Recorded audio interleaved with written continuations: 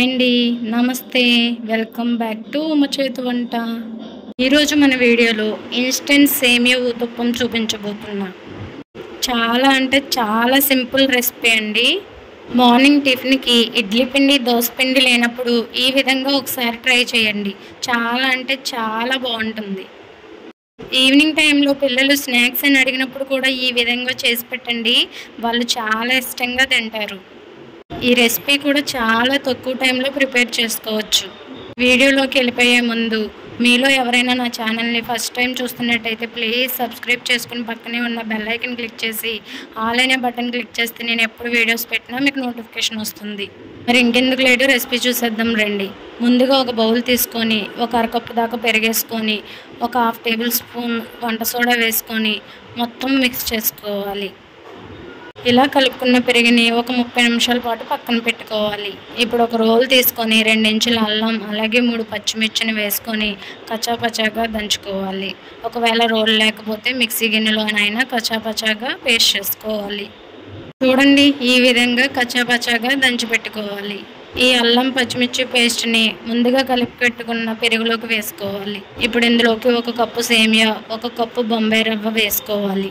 రుచికి సరిపడిగా సాల్ట్ వేసుకొని కొంచెం వాటర్ వేసుకొని మొత్తం మిక్స్ చేసుకోవాలి. చూడండి, ఈ విధంగా గరిటతోనైనా లేదు అంటే విక్స్ సహాయంతోనైనా మొత్తం మిక్స్ చేసుకోవాలి.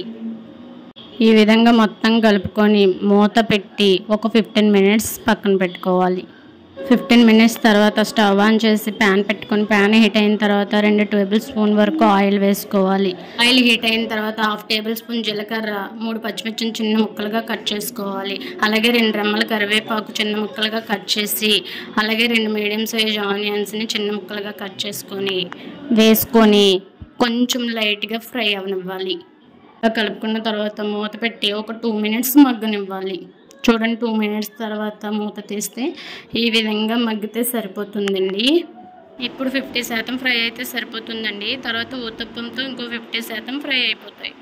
ఇప్పుడు స్టవ్ ఆఫ్ చేసుకొని ముందుగా కలుపుకొని పక్కన పెట్టుకున్న పిండిలోకి ఈ ఆనియన్స్ మిక్స్ని వేసుకోవాలి. ఇప్పుడు మొత్తం ఒకసారి కలుపుకోవాలి. మీరు ఉల్లిపాయ ఫ్రై అయ్యేటప్పుడు కావాలంటే క్యారెట్ని కూడా వేసుకొని ఫ్రై చేసుకోవచ్చండి. ప్రజెంట్ ఇంట్లో లేదని నేను వేయలేదు.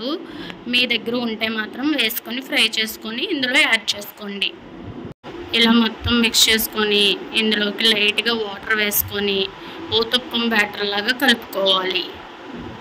చూడండి, పిండి అనేది ఈ కన్సిస్టెన్సీలో ఉంటే సరిపోతుంది. ఇప్పుడు స్టవ్ ఆన్ చేసి ప్యాన్ పెట్టుకొని ప్యాన్ హీట్ అయిన తర్వాత 2 టేబుల్ స్పూన్లు ఆయిల్ వేసుకొని ప్యాన్ అంతా స్ప్రెడ్ చేసుకోవాలి. ఆయిల్ హీట్ అయిన తర్వాత గరిటతో పిండి తీసుకొని ఒక 2 గరిటెల పిండి వేసుకోవాలి. ఇలా స్ప్రెడ్ చేసుకోవాలి. ఇప్పుడు పైన కొంచెం ఆయిల్ వేసుకోవాలి. మంటను మీడియం ఫ్లేమ్లోకి అడ్జస్ట్ చేసుకొని మూత పెట్టి ఒక 2 నిమిషాలు ఉడకనివ్వాలి. 2 నిమిషాల తర్వాత మూత తీసి రెండో వైపు టర్న్ చేసుకోవాలి. చూడండి, ఒకవైపు ఎంత చక్కగా ఉడికిందో. రెండో వైపు కూడా 2 నిమిషాలు ఉడకనివ్వాలి. 2 మినిట్స్ కుక్ అయిన తర్వాత ఊతప్పం రెడీ అయిపోయింది.